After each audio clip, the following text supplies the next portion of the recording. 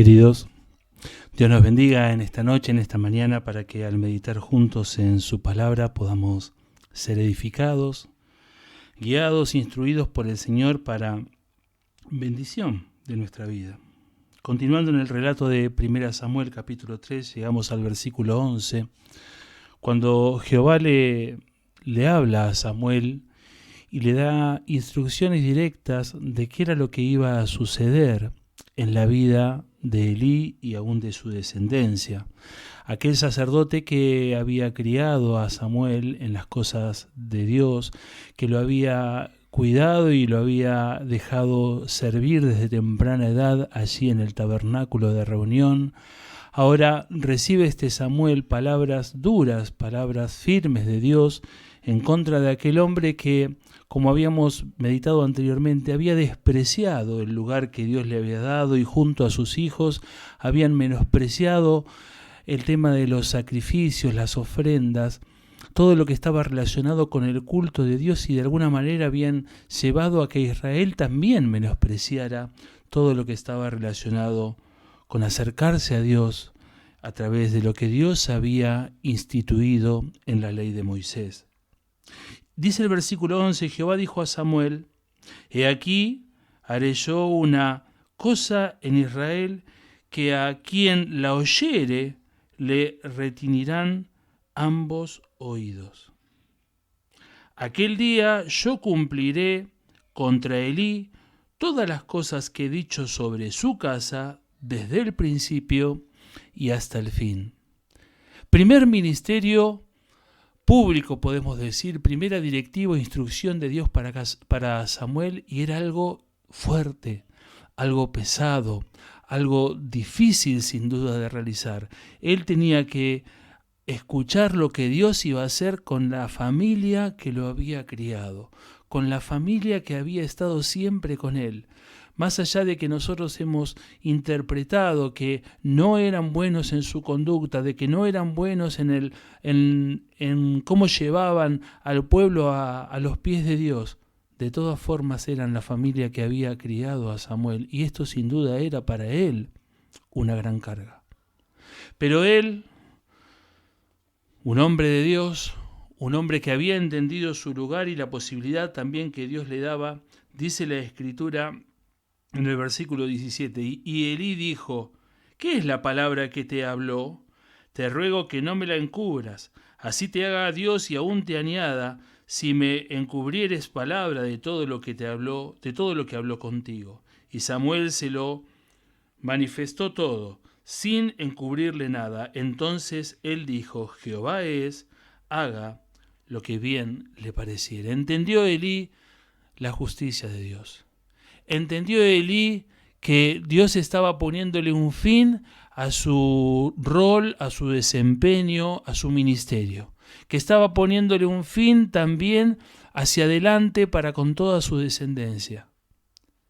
Ahora vemos la integridad, la honestidad de Samuel en decir todas las cosas conforme a lo que Dios había establecido. Y esto sin duda fue notorio a los ojos de Dios, porque dice la Escritura en el versículo 19, y Samuel creció, y Jehová estaba con él, y no dejó caer a tierra ninguna de sus palabras. Dios confirmó todo lo que Samuel dijo, y todo lo que Samuel hacía, Dios lo confirmaba, Dios lo aprobaba, y Samuel estaba siempre delante de la presencia de Dios, creciendo físicamente, intelectualmente y en la comunión con Dios, como también nos dice el capítulo 2 del Evangelio de Lucas con referencia al Señor Jesucristo. Ahora bien, dice la Escritura, y todo Israel, desde Dan en el norte hasta Berseba en el sur, conoció que Samuel era fiel profeta de Jehová.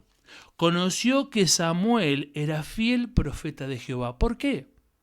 Porque el verso anterior dice que Jehová no dejó caer ninguna de las palabras que Samuel había dicho, y todo lo que Samuel había dicho, que no era otra cosa que lo que Dios le había dicho a Samuel, Dios lo cumplió.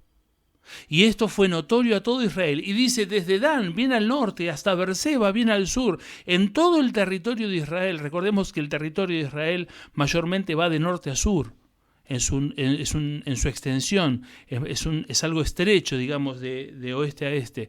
Entonces encontramos que aquel pueblo, todo el pueblo de Israel, en todo el territorio de Israel se conoció que Samuel era profeta de Dios, que lo que Samuel hacía, lo que Samuel decía, Dios lo cumplía.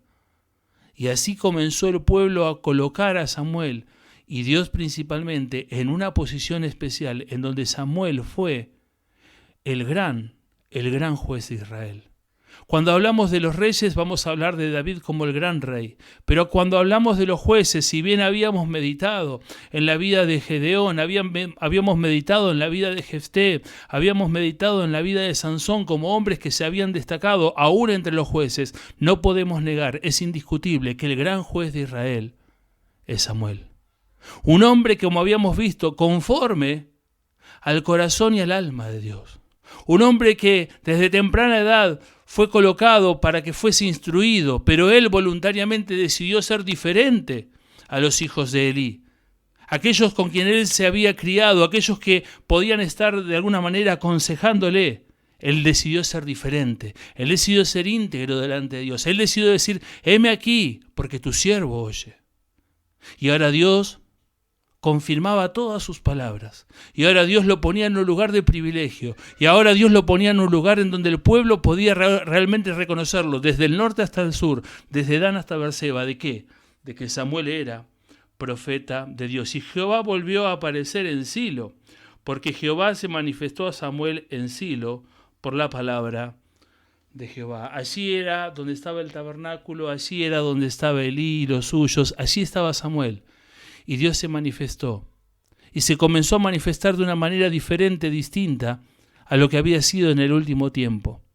Recordamos que el último gran rey es Sansón. Después tenemos esa recopilación de sucesos que van en el libro de Jueces, desde el capítulo 17 hasta el capítulo 21. Tenemos la historia de Ruth. Ahora habíamos dicho que esos pasajes estaban insertados de alguna manera en los distintos tiempos de los jueces. El último gran rey juez había sido Sansón, y ahora Dios levanta a alguien distinto que Elí. Dios levanta al profeta, al juez, al sacerdote Samuel.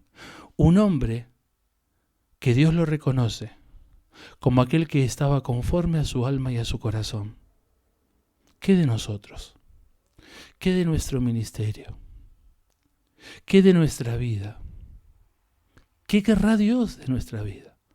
Aquel hombre desde su temprana edad dijo, habla, porque tu siervo oye. ¿Le has preguntado al Señor qué quiere de tu vida? ¿Le has preguntado al Señor, Señor, qué quieres que yo haga, como también escuchamos en otra de las grandes preguntas a Dios? ¿Qué quieres, Señor? ¿Qué quieres que yo haga? ¿Cómo quieres que yo te sirva? ¿Cómo quieres que yo ministre en tu casa, en tu pueblo? A través de los dones que me diste, ¿cómo puedo ser de tu agrado? ¿Le has preguntado a Dios? ¿Qué es lo que Dios quiere de tu vida? ¿Qué es lo que Dios quiere del desarrollo de tus dones, de tus talentos? ¿Qué es lo que Dios quiere de tu dinero? ¿Qué es lo que el Señor quiere de tu vida, de tu casa, de tu familia? ¿Le has preguntado? ¿Cómo Dios quiere glorificarse a través de ti? ¿Cómo Dios quiere extender su reino a través de ti? ¿Le has preguntado? Aquel joven hombre le preguntó, habla. O le declaró, mejor dicho, habla, que tu siervo oye. Y Dios no dejó caer ninguna de sus palabras. Y todo Israel, de Dan hasta Beerseba, supo que Samuel era profeta de Dios. ¿Cómo nos reconocerá el mundo? ¿Cómo nos reconocerá la ciudad en la que vivimos? ¿Cómo nos reconocerán nuestros vecinos? ¿Como hombres y mujeres fieles hijos de Dios? Hablemos con Dios y digámosle, habla, que tu siervo, que tu sierva oye, habla y dime qué quieres, Señor, que yo haga. Que así sea, queridos hermanos, como siempre decimos, para bendición de nuestras almas, de nuestras vidas, para el crecimiento de la iglesia, y para la honra y la gloria de su nombre. Amén.